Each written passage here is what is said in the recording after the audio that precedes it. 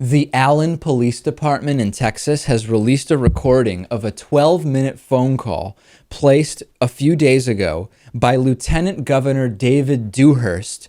Dewhurst's relative, someone he described as, I think it's his, something like half daughter, half niece-in-law by marriage or something like that. Some relative of Lieutenant Governor of Texas, David Dewhurst, was busted for shoplifting, okay? And Dewhurst decides, hey, I'm the lieutenant governor. I'm going to call the police station and I'm going to say, let's get her released. Now, some people are completely up in arms about this. I got two emails, one from Stacy and one from Steve, saying this is a government official flaunting his authority and trying to get special treatment. Others are saying, listen, he very specifically says in the recording that I'm about to play for you, I'm not trying to go around the law, but what can I do to get her released now? Let's start listening to this phone call here, Lewis, and I find it very, very interesting. We'll pick it up when Lieutenant Governor David Dewhurst finally gets a police officer who is at the detention center on the phone. Take a listen to this. Good evening. This is David Dewhurst. I'm the Lieutenant Governor of the state of Texas. Yes, sir. And I want to call and find out what's happening. I just got an emergency call. I was involved in a couple of different events this evening. I just got a call from my stepsister, whose daughter-in-law, Ellen Beavers, was arrested, I think, this is me, on a mistaken charge. She was at Kroger's this evening. Her name was Ellen Beavers. And she was checking out during an automatic line, paid the $42, and apparently a bag involving $57 worth of groceries wasn't scanned, so it didn't go on her. All right, let's skip forward now. Sweetest women in the world. And I Sergeant, you don't know me, but I am every year the number one pick of all of the law enforcement agencies within Texas. They're number one pick, all right? And I'm a supporter of you. You don't know it, but I'm a supporter of you, and I'm a supporter of everybody in law enforcement. And we'll skip ahead more. She'll be arraigned, a bond will be set, and that's where you'll have to post bond for her. All right. Look at Collin County Sheriff's Office. Okay, but if she's there right now where you are, can you? There's no. I can't have the bond done through here. It has to be done once it gets to Collin County because they have to go through her booking process and be processed at the county since it's a Class B misdemeanor. All right, who do I need to call? Can you give me the cell phone numbers of the county judge there? Right. So I can call either he or she and talk, what do I need to do in order to not circumvent anything, follow the law, Right.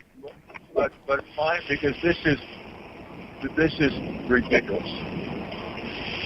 Okay. And Mr. Dewhurst, I mean, in your position, you're well aware that we don't decide guilt or innocence. That's exactly right. That's really the point. The police does not decide guilt or innocence. So I've listened to the full 12-minute call. I encourage you to do so. Just Google Lieutenant Governor David Dewhurst police call.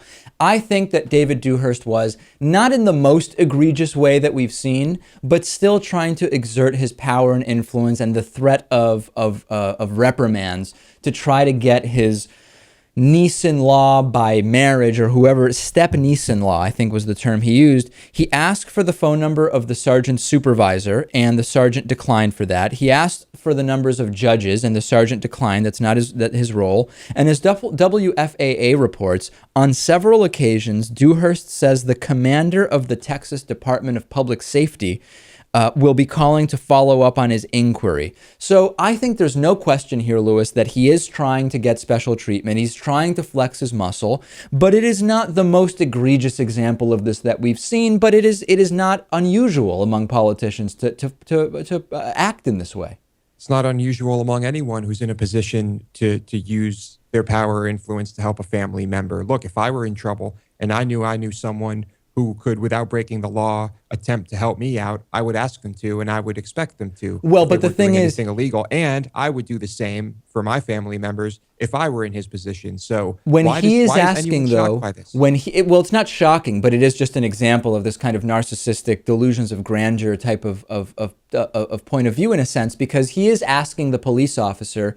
He's saying, listen, I know, I'm the lieutenant governor, and I know she's innocent. And it's just not a fair position to put that police officer in, because the police officer does not decide guilt or innocence. And not only that, the police officer Dewhurst is speaking with is not the arresting officer. And I think that, as the police officer said, Lieutenant Governor, you know that I don't decide guilt or innocence, and it would be inappropriate for the police officer to make an exception. But for a second, Lewis, putting aside this specific case, this is not a liberal conservative thing. This is a narcissistic delusions of grandeur among politicians type of thing. Here in Massachusetts, the Lieutenant Governor, Tim Murray, was pulled over going something like 110 miles an hour. I don't know about drinking or not. That's kind of speculation on that part.